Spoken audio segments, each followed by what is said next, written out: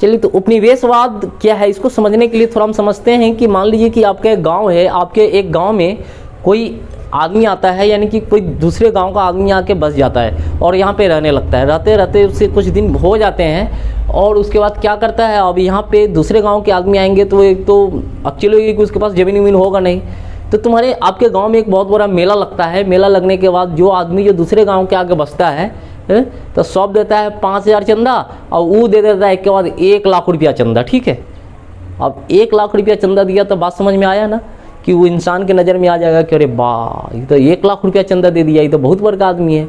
तो उसके लिए तो भैया अलग से कुर्सी मिलेगा, अलग से कुर्सी मिलेगा बैठने के लिए कि भैया ये सबसे बड़ा आदमी है। अब धीरे धीरे उसका मान सम्मान बढ़ जाएगा, इज्जत बढ़ जाएगा, लोग उसको मुखिया सरपंच विधायक ही बना देंगे। ठीक है, और यही सब करने के बाद वही आदमी बाद में उसी गांव को लूटेगा। ठीक है, वही आदमी बाद में उसी गांव को लूटेगा। इसी को हम कहते हैं उपनिवेशवाद, यानी कि प्यार से गुलाम बनाना।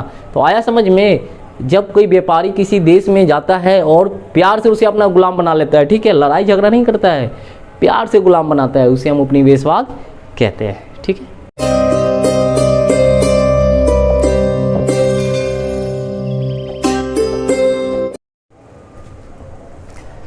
हेलो बच्चों, तो कैसे हो आप? चलिए, तो आज हम पढ़ते हैं अर्थव्यवस्था और आजीविका। ये हिस्ट्री का एक चैप्टर है और हमें पढ़ना है कि आखिर हम गुलाम बने कैसे। ठीक है, अर्थव्यवस्था और आजीविका। तो इसमें हमें जैसे कि कहा जाता है कि इंसान अपने जीवन चलाने के लिए बहुत सारे कामों को करते हैं। ठीक है, तो रिलेटेड आखिर उसी से है। तो चलिए इसके बारे में थोड़ा हम पढ़ते हैं। तो इसमें पहला जो सेशन आता है कि उपनिवेशवाद किसे कहते हैं। ठीक है, उपनिवेशवाद किसे कहते हैं? इसका उपनिवेशवाद का जन्म औद्योगिक क्रांति से होता है। अब देखिए यहाँ पे दो क्वेश्चन अलग अलग बन रहा है, एक उपनिवेशवाद किसे कहते हैं और दूसरा औद्योगिक क्रांति किसे कहते हैं। लेकिन दोनों को जब कंबाइन करेंगे, एक साथ जब करते हैं जब, तो हमें ये चीज़ पता चलता है कि दोनों एक ही है। ठीक है, कि उपनिवेशवाद का मतलब होता है कि जब कोई देश प्यार से किसी देश को अपना गुलाम बना लेता है।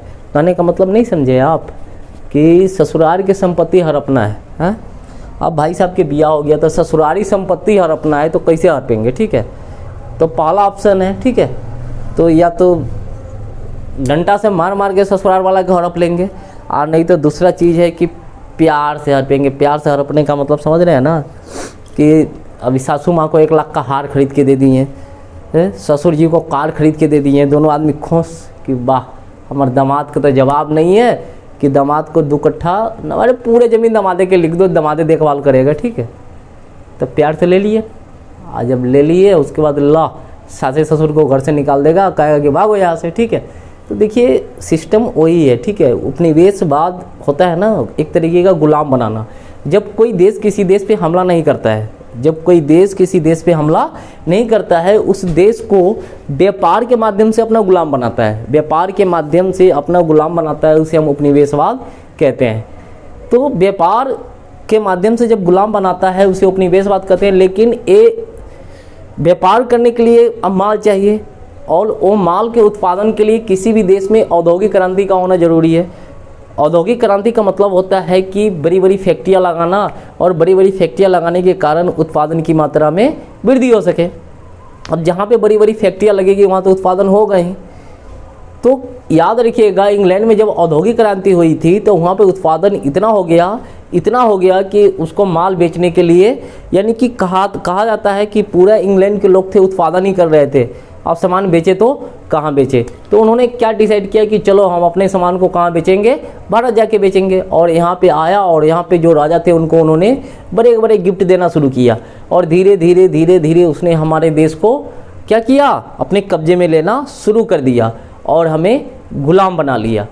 तो याद रखिएगा, इंग्लैंड में औद्योगिक क्रांति हुई, वहाँ पे बड़ी बड़ी फैक्ट्रियाँ लगी।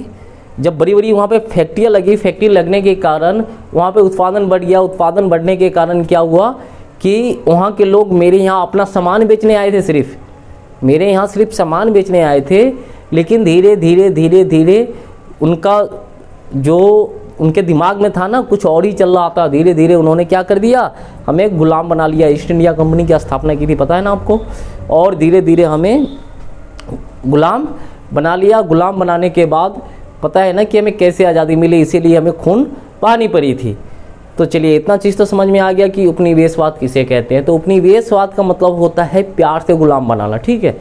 यानी कि किसी भी देश पे वो हमला नहीं करेगा, आएगा प्यार से, व्यापार करेगा, वहाँ पे सामान बेचेगा, ठीक है। अब मेरा ही गांव है, मेरा ही शहर है, मान लो कि यहाँ पे कोई अगर दूसरे गांव का आदमी आके बस जाता है और दूसरे गांव का आदमी आके बसेगा, कोई मेला फेस्टिवल या त्यौहार लगेगा, उसमें 5 लाख चंदा दे देगा, तो लोगों के तो नज़र में आएगा ना, अरे वाह तो बहुत पैसा वाला आदमी है, ठीक है, इसको ही मुखिया बना देते हैं। अब लोग उसको मुखिया बना देगा, मुखिया बनने के बाद लूट के वही खाएगा सबको, ठीक है, बस वही कंडीशन है। तो जब वो अंग्रेज आया था मेरे देश में व्यापार करने, तो उसने राजा को बड़ा बड़ा गिफ्ट दिया, बहुत कुछ देश के लिए किया, लेकिन वो तो लोगों को लगा कि इतना कर रहा है तो इसको अगर हम शासन दे दे तो और अच्छा करेगा। बस शासन देने के बाद उसका रुतबा ही बदल गया और सारा चीज़ बदल गया और उसने हमें गुलाम बना लिया। तो याद रखिएगा, औद्योगिक क्रांति से ही उपनिवेशवाद को जन्म होती है, ये चीज़ तो पता चल गया आपको।